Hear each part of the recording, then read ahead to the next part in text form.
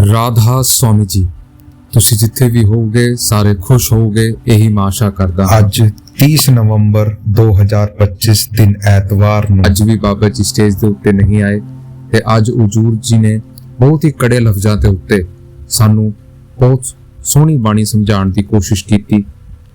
ਜਦ ਹਜ਼ੂਰ ਜੀ ਸਟੇਜ ਦੇ ਉੱਤੇ ਆਏ, ਸ਼ਬਦ ਚੱਲ ਰਿਹਾ ਸੀ, ਕਹੋ ਨਾਨਕ ਸਭ ਤੇਰੀ ਵਡਿਆਈ। ਅੱਜ ਉਹਨਾਂ ਨੇ ਜਿਹੜੀ ਬਾਣੀ ਲਿੱਤੀ ਉਹ ਸੀ ਤੀਸਰੀ ਪਾਤਸ਼ਾਹੀ ਦੀ ਬਾਣੀ, ਜਗਜੀਵਨ ਸਾਚਾ ਏਕੋ ਦਾਤਾ। ਇਹ ਉਹੀ ਬਾਣੀ ਹੈ ਜਿਹੜੀ ਕਿ ਚਰਨ ਸਿੰਘ ਮਹਾਰਾਜ ਜੀ ਆਪਣੇ ਸਤਸੰਗਾਂ ਦੇ ਵਿੱਚ ਲੈਂਦੇ ਹੁੰਦੇ ਸੀ। ਅੱਜ ਹਜ਼ੂਰ ਜੀ ਨੇ ਬਹੁਤ ਹੀ ਕੜੇ ਲਫ਼ਜ਼ਾਂ ਨੂੰ ਸਾਹਮਣੇ ਰੱਖਦੇ ਹੋਏ, ਕਰੰਟ ਐਗਜ਼ਾਮਪਲ ਲੈਂਦੇ ਹੋਏ ਸਾਡੇ ਸਾਹਮਣੇ ਚੀਜ਼ਾਂ ਰੱਖੀ। ਆਪ ਜੀ ਨੇ ਸ਼ੁਰੂਆਤ ਕੀਤੀ ਕਿ ਦੇਖੋ ਸੰਤ ਮਹਾਤਮਾ ਜਿਹੜੇ ਹੈ ਉਹਨਾਂ ਦਾ ਜਿਹੜਾ ਵਚਨ ਹੈ ਉਹ ਚੌਵਰਣੋਂ ਕੋ ਸਾਂਝਾ ਹੈ। ਭਾਵੇਂ ਉਹ ਕੋਈ ਵੀ ਹੋਵੇ, ਬ੍ਰਾਹਮਣ, ਵੈਸ਼ਯ, ਛਤਰੀਆ, ਸ਼ੂਦਰ, ਕੋਈ ਵੀ ਹੋਵੇ, ਉਹਨਾਂ ਦੇ ਲਈ ਸਾਰਿਆਂ ਨੂੰ ਇੱਕੋ ਹੀ ਹੁਕਮ ਹੈ, ਇੱਕੋ ਹੀ ਉਹ ਉਦਾਹਰਣ ਰੱਖਦੇ ਨੇ। ਉਹ ਸਾਡੇ ਸਾਹਮਣੇ ਸਾਨੂੰ ਬਤਾਉਣ ਦੀ ਕੋਸ਼ਿਸ਼ ਕਰਦੇ ਨੇ ਕਿ ਉਹ ਮਾਲਿਕ ਜਿਹੜਾ ਹੈ ਉਹਨਾਂ ਦੀ ਭਗਤੀ ਕਿਵੇਂ ਕਰਨੀ ਹੈ। ਉਹ ਸਾਡੇ ਸਾਹਮਣੇ ਉਹ ਪ੍ਰੇਰਣਾ ਬਣ ਕੇ ਆਉਂਦੇ ਹਨ। ਆਪ ਜੀ ਨੇ ਉਦਾਹਰਣ ਲਿੱਤਾ ਕਿ ਦੇਖੋ ਸ਼੍ਰੀ ਗੁਰੂ ਅਮਰਦਾਸ ਜੀ ਨੇ 60 ਸਾਲ ਤੱਕ ਗੁਰੂ ਦੀ ਸ਼ਰਨ ਵਿੱਚ ਨਹੀਂ ਗਏ। ਆਪ ਜੀ 10-12 ਸਾਲ ਦੇ ਤੱਕ ਸਰਚ ਕਰਦੇ ਰਹੇ। ਉਹ ਜਿਗਿਆਸਾ ਸੀ, ਉਹ ਚਿੰਗਾਰੀ ਸੀ ਉਸ ਗੁਰੂ ਨੂੰ ਪਾਉਣ ਦੀ। ਜਦ ਉਹ ਵਿਰਹ ਪੈਦਾ ਹੋਈ, ਜਦ ਉਹ ਦਰਦ ਸਾਹਮਣੇ ਆਇਆ ਉਸ ਮਾਲਕ ਨੂੰ ਮਿਲਣ ਦਾ, ਤਾਂ ਜਾ ਕੇ ਆਪ ਜੀ ਗੁਰੂ ਦੇ ਨਾਲ ਮਿਲੇ। ਫਿਰ ਆਪ ਜੀ ਆਪਣੇ ਆਪ ਨੂੰ ਗੁਰੂ ਦੇ ਵੱਲ ਸੁਪੁਰਦ ਕਰ ਦਿੱਤਾ। ਆਪ ਜੀ ਨੇ ਸਮਝਾਇਆ ਕਿ ਦੇਖੋ ਫਿਰ 60 ਸਾਲ ਦੀ ਉਮਰ ਦੇ ਵਿੱਚ ਜਾ ਕੇ ਉਹ ਗੁਰੂ ਗੱਦੀ ਤੇ ਵਿਰਾਜਮਾਨ ਹੋਏ ਗੁਰੂ ਅਮਰਦਾਸ ਜੀ, ਤੇ ਫਿਰ 16-17 ਸਾਲ ਆਪ ਜੀ ਨੇ ਗੁਰੂ ਦੇ ਰੂਪ ਦੇ ਵਿੱਚ ਸੇਵਾ ਦਿੱਤੀ। ਆਪ ਜੀ ਦਾ ਕਹਿਣ ਦਾ ਮਤਲਬ ਹੈ ਕਿ ਦੇਖੋ ਪਰਮਾਰਥ ਦਾ ਕੋਈ ਵੇਲਾ ਇਹ ਨਹੀਂ ਕਿ ਇਹੀ ਵੇਲਾ ਠੀਕ ਹੋਵੇਗਾ। ਆਪਾਂ ਸਤਸੰਗਾਂ ਦੇ ਵਿੱਚ ਕਹਿ ਦਿੰਦੇ ਹਨ ਕਿ ਜੇ ਸਾਡੇ ਤੋਂ ਭਜਨ ਸਿਮਰਨ ਨਹੀਂ ਹੁੰਦਾ, ਉਮਰ ਦਾ ਤਕਾਜ਼ਾ ਹੈ, ਸਾਡੇ ਤੋਂ ਬਣਦਾ ਨਹੀਂ ਹੈ। ਆਪ ਜੀ ਪ੍ਰੇਰਣਾ ਲੈ ਸਕਦੇ ਹੋ ਕਿ 60 ਸਾਲ ਦੀ ਉਮਰ ਦੇ ਵਿੱਚ ਵੀ ਆਪ ਜੀ ਗੁਰੂ ਬਣ ਸਕਦੇ ਹੋ। ਤਾਂ ਆਪ ਜੀ ਨੂੰ ਸਮਝਾਉਣ ਦੀ ਕੋਸ਼ਿਸ਼ ਕਰ ਰਹੇ ਹਨ ਕਿ ਉਹ ਮਾਲਿਕ ਜਿਹੜਾ ਹੈ ਉਹ ਰੂਪ ਨਹੀਂ ਦੇਖਦਾ, ਉਹ ਰੰਗ ਨਹੀਂ ਦੇਖਦਾ, ਉਹ ਉਮਰ ਨਹੀਂ ਦੇਖਦਾ, ਉਹ ਦੇਖਦਾ ਹੈ ਪਿਆਰ। ਉਸ ਪਿਆਰ ਵਾਲਾ ਆਪਾਂ ਨੇ ਬਣਨਾ ਹੈ। ਉਹ ਜਿਹੜੇ ਸੰਤ ਮਹਾਤਮਾ ਹਨ ਉਹ ਸਾਡੇ ਸਾਹਮਣੇ ਇਹੀ ਉਦਾਹਰਣ ਪੇਸ਼ ਕਰਦੇ ਨੇ। ਉਹ ਸਾਡੇ ਸਾਹਮਣੇ ਜੋ ਐਗਜ਼ਾਮਪਲ ਸੈੱਟ ਕਰਦੇ ਨੇ, that we need to understand that there is no age to get the God. There is only love and devotion that required to get the God. ਆਪ ਜੀ ਨੇ ਸ਼ੁਰੂਆਤ ਕੀਤੀ ਜਗਜੀਵਨ ਸਾਚਾ ਏਕੋ ਦਾਤਾ। ਸ਼ੁਰੂਆਤ ਕਰ ਰਹੇ ਹਨ ਕਿ ਉਹ ਮਾਲਿਕ ਜਿਹੜਾ ਹੈ ਉਹ ਇੱਕ ਹੈ, ਉਹ ਅਲੱਗ ਨਹੀਂ ਹੋ ਸਕਦਾ। ਆਪ ਜੀ ਅੱਜ ਦੇਖੋ ਗੁਰਬਾਣੀ ਦੀ ਸ਼ੁਰੂਆਤ ਹੀ ਆਪ ਜੀ ਨੇ ਕੀਤੀ ਇੱਕ ਓੰਕਾਰ, ਕਿ ਉਹ ਇੱਕ ਜਿਨ੍ਹਾਂ ਨੇ ਸਾਰੀ ਸ੍ਰਿਸ਼ਟੀ ਦੀ ਰਚਨਾ ਕੀਤੀ ਹੈ। ਉਹ ਇੱਕ ਕ੍ਰੀਏਟਰ ਹੈ। ਏਕਸ ਪਿਤਾ ਏਕਸ ਕੇ ਹਮ ਬਾਰਿਕ, ਕਿ ਆਪਾਂ ਉਸ ਏਕ ਦੇ ਅੰਸ਼ ਹਨ। ਏਕ ਨੂਰ ਤੇ ਸਭ ਜਗ ਉਪਜਾ, ਕੌਣ ਭਲੇ ਕੌਣ ਮੰਦੇ, ਕਿ we all are created from the one source that is God. ਸਾਨੂੰ ਬਣਾਉਣ ਵਾਲਾ, ਸਾਨੂੰ ਮਿਟਾਉਣ ਵਾਲਾ ਉਹ ਇੱਕੋ ਹੀ ਹੈ, ਉਹ ਅਲੱਗ ਨਹੀਂ ਹੋ ਸਕਦਾ। ਆਪ ਜੀ ਨੇ ਕਹਾ ਕਿ ਆਪਾਂ ਅਲੇ ਕਿਸੇ ਵੀ ਧਰਮਾਂ ਦਾ ਐਗਜ਼ਾਮਪਲ ਲੈ ਕੇ ਦੇਖ ਲਈਏ।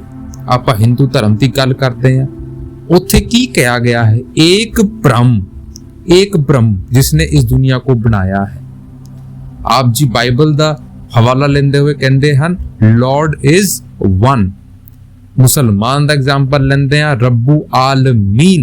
आपने रब्बू मुसलमीन नहीं कहा कि जो मुसलमानों का है, आपने कहा रब्बू आलमीन, जो सारे आलम का है। वही गुरु साहब समझा रहे हैं कि जड़ा उपदेश है ये सारिया दे लई सांझा है। ਇਹਦੇ ਵਿੱਚ ਜਾਤ ਨਹੀਂ ਆ ਸਕਦੀ, ਇਹਦੇ ਵਿੱਚ ਧਰਮ ਨਹੀਂ ਆ ਸਕਦਾ। ਇਹ ਜਿਹੜੀ ਜਾਤਾਂ ਪਾਤਾਂ, ਜਿਹੜੇ ਧਰਮ ਹਨ, ਇਨਸਾਨ ਦੇ ਬਣਾਏ ਹੋਏ ਹਨ। ਮਾਲਕ ਨੇ ਇਨਸਾਨ ਬਣਾਇਆ ਸੀ, ਇਨਸਾਨ ਨੇ ਧਰਮ ਔਰ ਜਾਤ ਬਣਾਈ ਹੈ।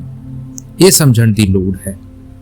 ਹੁਣ ਦੇਖੋ ਜਿਵੇਂ ਆਪਾਂ ਕਿਸੇ ਦੇਸ਼ ਦੀ ਗੱਲ ਕਰਦੇ ਹਾਂ, ਦੇਸ਼ ਦੇ ਵਿੱਚ ਕਿੰਨੇ ਸਾਰੀ ਰਿਸਪੌਂਸਿਬਿਲਿਟੀਜ਼ ਹੁੰਦੀ ਹਨ। ਡਿਸਟ੍ਰਿਕਟ ਨੂੰ ਡਿਸਟ੍ਰਿਕਟ ਮੈਜਿਸਟ੍ਰੇਟ ਸੰਭਾਲਦਾ ਹੈ, ਸਟੇਟ ਨੂੰ ਚੀਫ ਮਿਨਿਸਟਰ ਸੰਭਾਲਦਾ ਹੈ, ਦੇਸ਼ ਨੂੰ ਪ੍ਰਾਈਮ ਮਿਨਿਸਟਰ ਸੰਭਾਲਦਾ ਹੈ।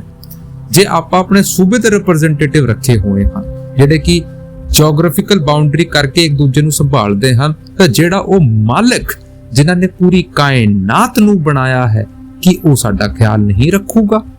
ਉਹ ਪੂਰੇ ਆਲਮ ਦਾ ਰਖਵਾਲਾ ਹੈ, ਉਹਦੇ ਕਰਕੇ ਹੀ ਸਾਰਾ ਕੁਝ ਹੋ ਰਿਹਾ ਹੈ।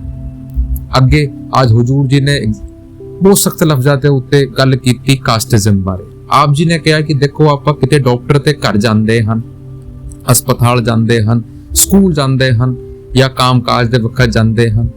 ਆਪਾਂ ਕਦੇ ਹਸਪਤਾਲ ਦੇ ਵਿੱਚ ਜਿਸ ਡਾਕਟਰ ਤੋਂ ਸਾਡਾ ਇਲਾਜ ਹੋ ਰਿਹਾ ਹੈ, ਕਦੇ ਆਪਾਂ ਨੇ ਉਹਦੀ ਜਾਤ ਪੁੱਛੀ ਹੈ ਕਿ ਤੂੰ ਭਰਾਵਾ ਕਿਹੜੀ ਜਾਤ ਦਾ ਹੈ? ਕਿ ਉਸ ਮਾਸਟਰ ਤੋਂ, ਉਸ ਟੀਚਰ ਤੋਂ ਆਪਾਂ ਨੇ ਕਦੇ ਜਾਤ ਪੁੱਛੀ ਹੈ ਕਿ ਤੂੰ ਸਾਡੇ ਬੱਚਿਆਂ ਨੂੰ ਪੜ੍ਹਾ ਰਿਹਾ ਹੈ, ਸਾਨੂੰ ਪੜ੍ਹਾ ਰਿਹਾ ਹੈ, ਤੂੰ ਕਿਹੜੀ ਜਾਤ ਦਾ ਹੈ?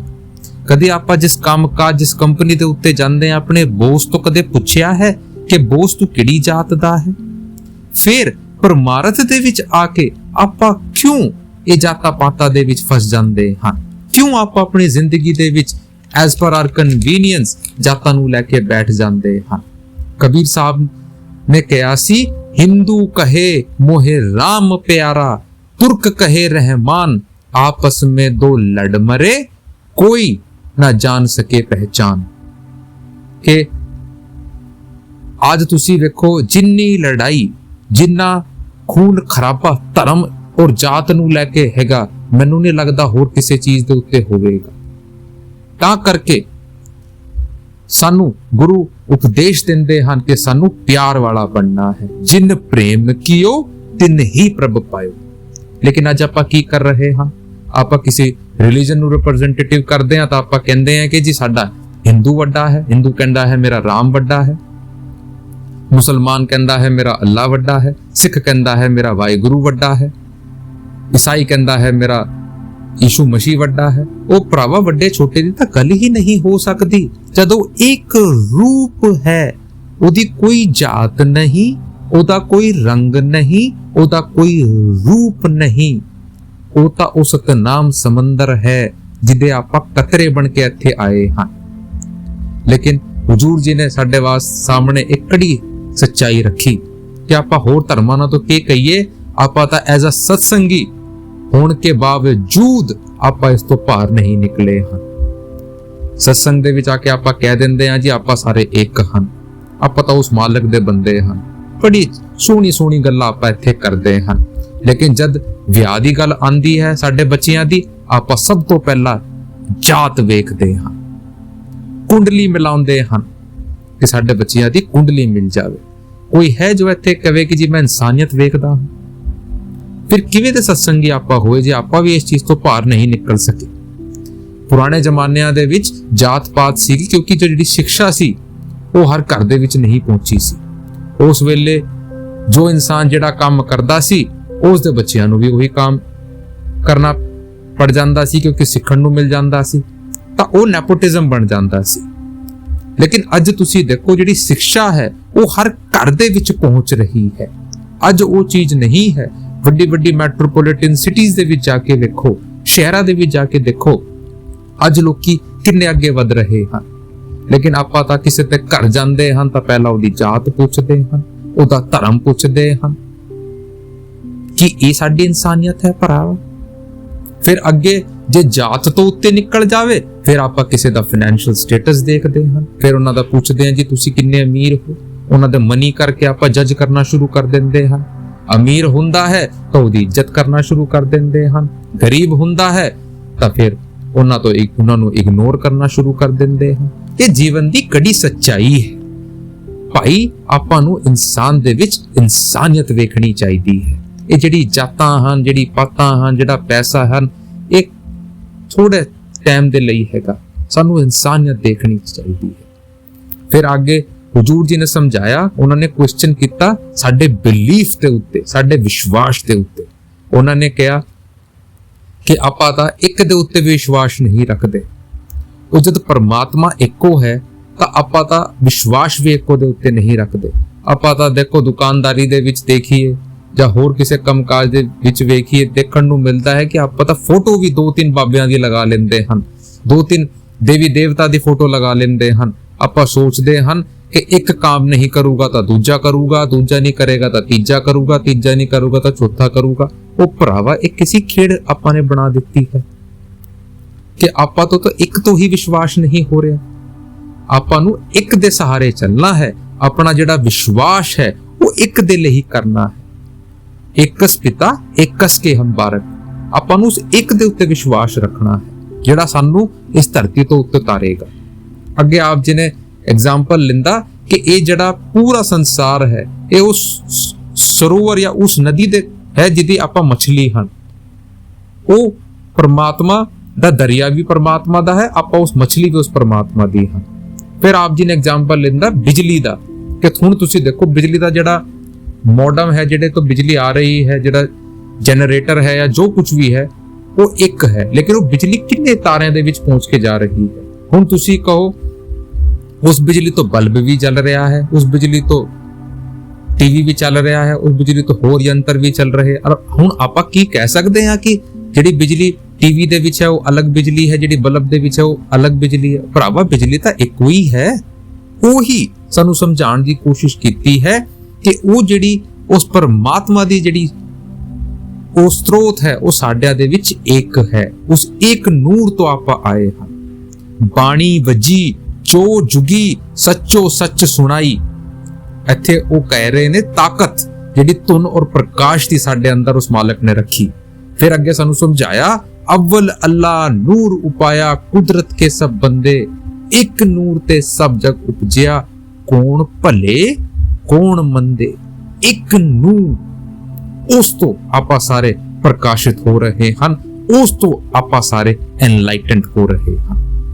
ਹੁਣ ਤੁਸੀਂ ਗੱਲ ਕਰਦੇ ਹੋ ਧੁਨ ਦੀ, ਪ੍ਰਕਾਸ਼ ਦੀ। ਕੋਈ ਵੀ ਧਰਮ ਉਠਾ ਕੇ ਵੇਖ ਲਓ, ਕੋਈ ਵੀ ਧਰਮ, ਸਾਰਿਆਂ ਦੇ ਵਿੱਚ ਤੁਹਾਨੂੰ ਇਹਨਾਂ ਚੀਜ਼ਾਂ ਦਾ ਜ਼ਿਕਰ ਜ਼ਰੂਰ ਮਿਲੇਗਾ। ਪ੍ਰਕਾਸ਼ ਦਾ ਜ਼ਿਕਰ ਮਿਲੇਗਾ, ਜੋਤ ਦਾ ਜ਼ਿਕਰ ਮਿਲੇਗਾ, ਧੁਨ ਦਾ ਜ਼ਿਕਰ ਮਿਲੇਗਾ, ਬਾਣੀ ਦਾ ਜ਼ਿਕਰ ਮਿਲੇਗਾ, ਕੀਰਤਨ ਦਾ ਜ਼ਿਕਰ ਮਿਲੇਗਾ। ਹੋ ਸਕਦਾ ਹੈ ਲਫ਼ਜ਼ ਅਲੱਗ-ਅਲੱਗ ਹੋ ਸਕਦੇ ਹਨ, ਲੇਕਿਨ ਇਹ ਜਿਹੜੀ ਧੁਨ ਹਨ, ਜਿਹੜੀ ਪ੍ਰਕਾਸ਼ ਹਨ, ਜਿਹੜੀ ਬਾਣੀ ਹਨ, ਜਿਹੜੀ ਕੀਰਤਨ ਹਨ, ਇਹ ਕੌਣ ਸੀ ਬਾਣੀ ਦੀ ਗੱਲ ਕਰ ਰਹੇ ਹਨ? ਇਹ ਕਿਹੜੀ ਧੁਨ ਦੀ ਗੱਲ ਕਰ ਰਹੇ ਹਨ? ਕਿਹੜੇ ਪ੍ਰਕਾਸ਼ ਦੀ ਗੱਲ ਕਰ ਰਹੇ ਹਨ? ਉਹ ਪ੍ਰਕਾਸ਼ ਅੰਦਰਲਾ ਪ੍ਰਕਾਸ਼ ਹੈ, ਉਹ ਧੁਨ ਅੰਦਰਲੀ ਧੁਨ ਹੈ, ਉਹ ਬਾਣੀ ਅੰਦਰ ਦੀ ਬਾਣੀ ਹੈ, ਉਹ ਕੀਰਤਨ ਅੰਦਰ ਨਾਮ ਦਾ ਕਰਨਾ ਹੈ। ਗੁਰ ਸੇਵਾ ਤੇ ਸ਼ਬਦ ਪਛਾਤਾ। ਗੁਰ ਕੀ ਸੇਵਾ ਕਰਕੇ, ਉਹ ਕਿਹੜੀ ਸੇਵਾ ਹੈ? ਉਹ ਭਜਨ ਸਿਮਰਨ ਦੀ ਸੇਵਾ ਹੈ, ਉਹ ਸ਼ਬਦ ਦੀ ਸੇਵਾ ਹੈ। ਸ਼ਬਦ ਕਰਮ ਕੀ ਰੇਖ ਕਟਾਏ, ਸ਼ਬਦ ਸ਼ਬਦ ਸੇ ਜਾਈ ਮਿਲਾਏ।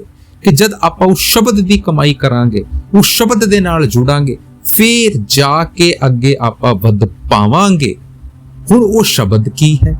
ਆਪਾਂ ਸੋਚਦੇ ਹਾਂ ਜਿਹੜੇ ਲਫ਼ਜ਼ਾਂ ਦੇ ਉੱਤੇ ਸਾਨੂੰ ਦਿੱਤਾ ਜਾਂਦਾ ਹੈ ਉਹ ਸ਼ਬਦ ਹੈ, ਉਹ ਤਾਂ ਸ਼ੁਰੂਆਤ ਹੈ।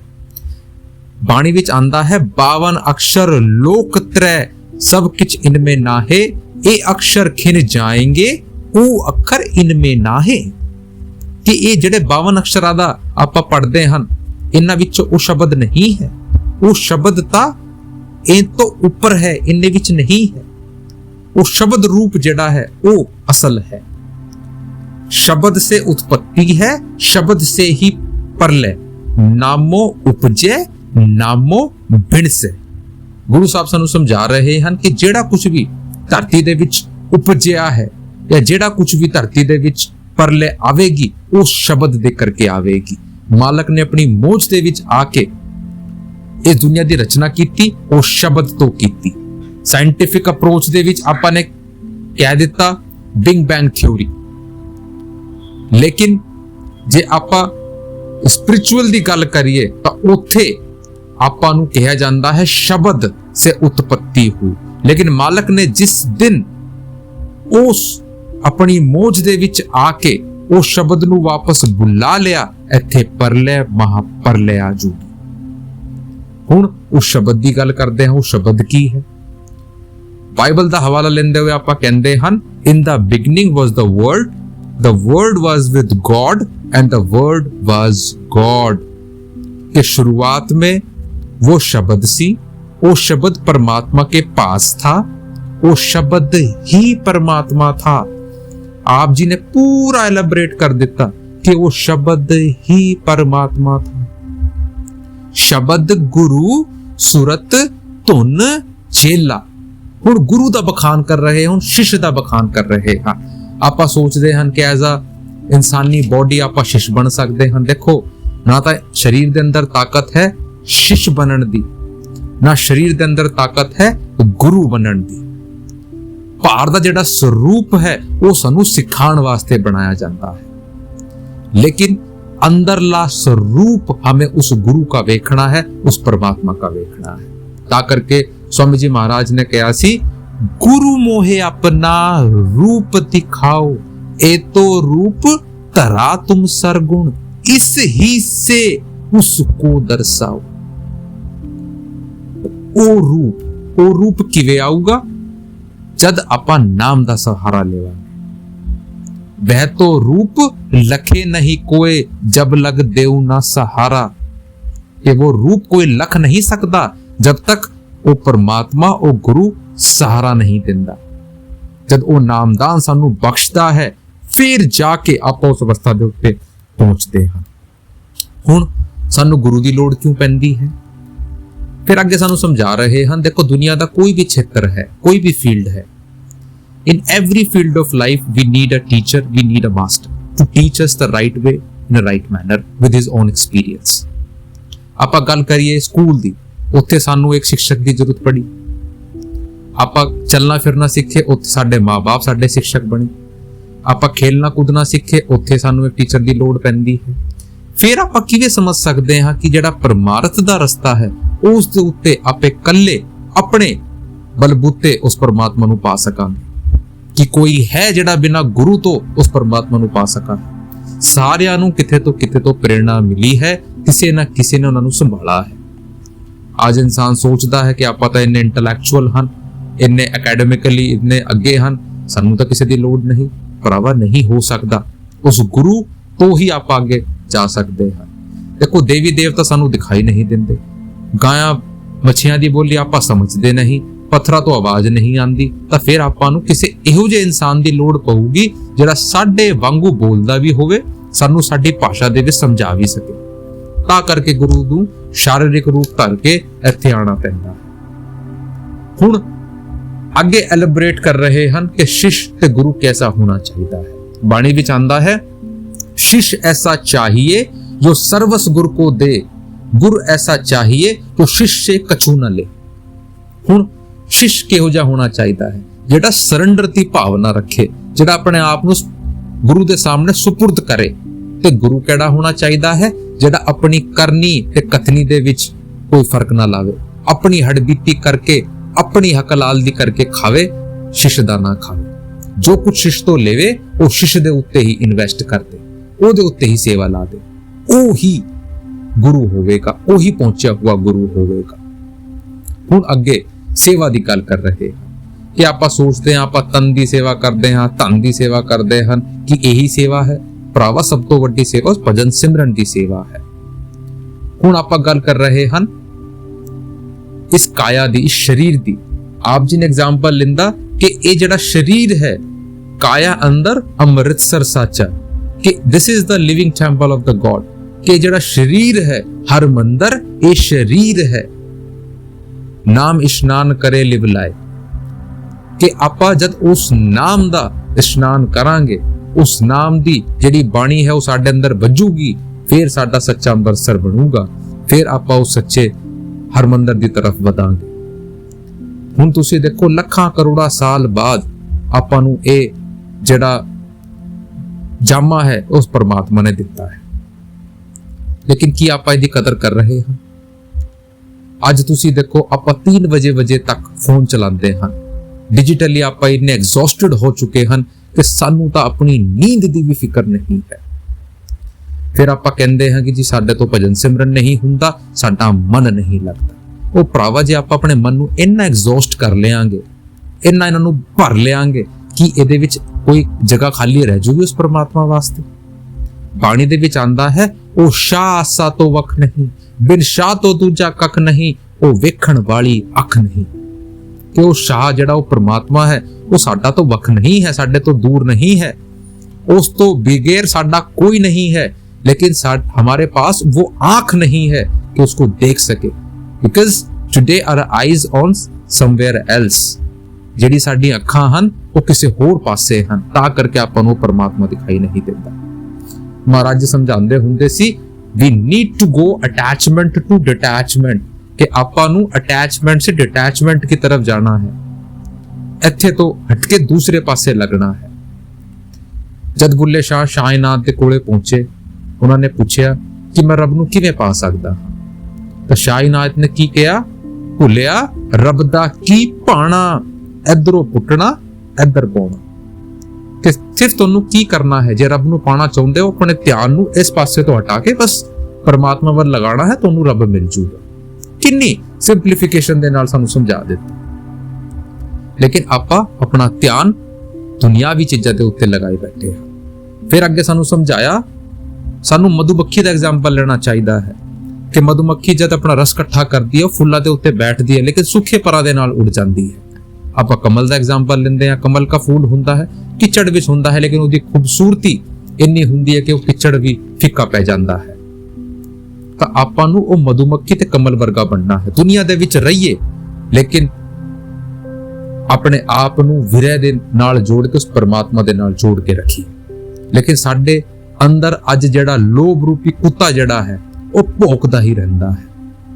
ਆਸਾ ਪਰਵਤ ਚੇਟੀਆਂ ਮੋਹਤਰਾਵਾਂ ਹੇਠ, ਕਿ ਸਾਡੀ ਜਿਹੜੀ ਚਾਹਤਾਂ ਹਨ ਉਹ ਤਾਂ ਵੱਧਦੀ ਹੀ ਜਾ ਰਹੀ ਹਨ, ਉਹਨਾਂ ਦਾ ਕੋਈ ਲਿਮਿਟ ਹੀ ਨਹੀਂ ਹੈ।